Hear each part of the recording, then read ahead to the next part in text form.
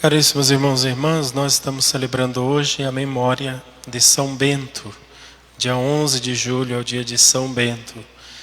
São Bento é extremamente famoso na nossa igreja e é um homem muito antigo, né? Ele nasceu no ano de 480 na Itália, logo depois em que a igreja entrava em um período muito complicado, muito difícil, né? A igreja sempre passou por muitos momentos difíceis, né? Não é agora que nós estamos assim. Quando terminou o tempo da perseguição com o Edito de Milão, o imperador Constantino deu liberdade de culto aos cristãos, ali em 313, todo mundo se tornou católico. A religião oficial do império era católica, todo mundo, vamos ser católico, aquela coisa toda, todo mundo se converteu. Mas ninguém estava de fato vivendo a fé. Então todo mundo era católico, mas não queria saber da igreja, não queria saber de nada. E aí começa um tempo de mornidão na igreja, de esfriamento total da fé. Deus então suscitou São Bento. Ele tinha uma irmã gêmea chamada Escolástica. Ele saiu de casa, né, nasceu numa cidadezinha chamada Núrcia, né, ali no meio da Itália mais ou menos. Depois ele se mudou para Roma. Ali em Roma continuou fazendo seus estudos, porque era de família nobre, de família rica. Ele decide abandonar tudo, vai para uma gruta, vive nessa gruta 3 anos ali. Depois de ter estudado, meditado e a sós com Deus, ele sai da gruta, vai viver uma vida mais ou menos dentro de um mosteiro com alguns monges. Os monges tentam matá-lo, ele sai do mosteiro, volta para a caverna. Depois da caverna ele vai até o Monte Cassino e ali ele funda uma comunidade de vida, os monges beneditinos. Depois daquele mosteiro ele ainda funda mais 11 mosteiros, são 12 mosteiros fundados por São Bento, que deu uma nova vida à igreja. E as regras de São Bento, elas são bastante simples até, né? Tem o livro das regras que ele escreveu, tudo certinho, mas se resume em duas coisas apenas: rezar e trabalhar. Trabalhar serviços manuais e a oração santificando o dia a partir das horas canônicas, que ele mesmo organiza isso. Então São Bento deu uma nova vida à igreja. E a partir da vida monástica fundada por ele, a igreja tem um novo alento, uma nova forma de ver a fé, e ali nascem muitos monges religiosos, religiosas. A irmã dele, Santa Escolástica, fundou o ramo feminino dos beneditinos. Enfim, uma história fabulosa e grandiosa, né? Deus, na sua infinita providência, deu à igreja São Bento para que a igreja acordasse. Em vários momentos da história, Deus faz isso, dando grandes luzeiros, né? São Bento é um desses. 2 coisas que São Bento viveu de forma bem nítida e muito triste também. Ele era perseguido terrivelmente pelos padres da igreja. Teve um padre que fez de tudo para matá-lo, né? E é até interessante a história que o padre infernizou tanto a vida de São Bento, que São Bento decidiu ir embora do mosteiro. E no momento em que ele estava indo embora, o padre subiu no terraço para ver São Bento indo embora e dizendo: consegui.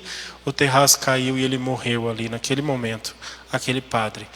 E depois o monge foi lá avisar para ele: olha, o padre lá, nosso inimigo, morreu, volta para o mosteiro. E São Bento chorou amargamente a morte do seu inimigo e deu uma penitência bem terrível para aquele monge que veio todo alegre porque o outro havia morrido. Ele era perseguido pela própria igreja, pelos monges que deram cálice envenenado para ele, esse padre deu pão envenenado, uma série de situações assim, e também pelo diabo.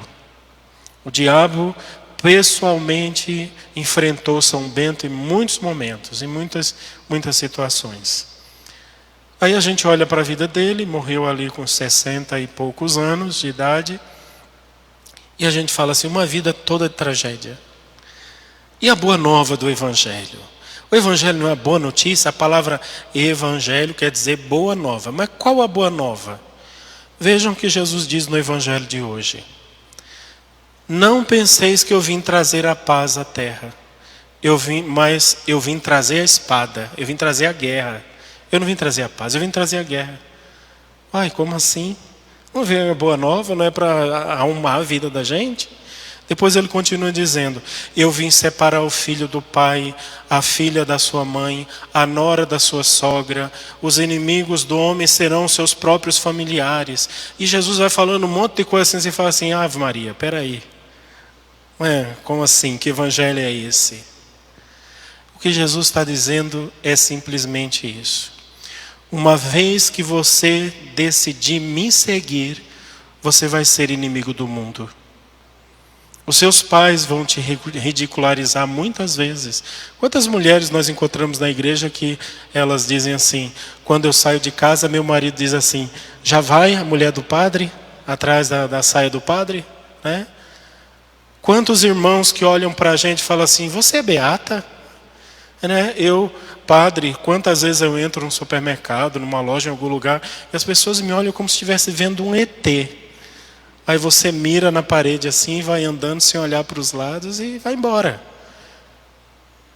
Quantas vezes o mundo ridiculariza a igreja, persegue e continua cada vez mais fazendo isso e cada vez mais nítido. Mas Jesus faz isso justamente porque nós não fomos feitos para este mundo. Esta terra não é a nossa casa.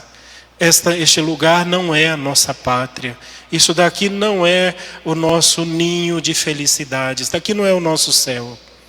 O céu é na casa do Pai, na casa de Jesus. E aquele tonto que achar que não, eu vou seguir o evangelho e vai dar tudo certinho na minha vida, é tonto mesmo. Não entendeu nada de evangelho. Aquele que achar que vai seguir a Deus e você vai ser amado, querido pelas pessoas, as pessoas vão olhar para você e vão falar: nossa, que lindo, que maravilha. Quem estiver pensando isso está indo pelo caminho errado. Este não é o caminho do céu, porque só existe um caminho para o céu. E todos os santos trilharam esse caminho.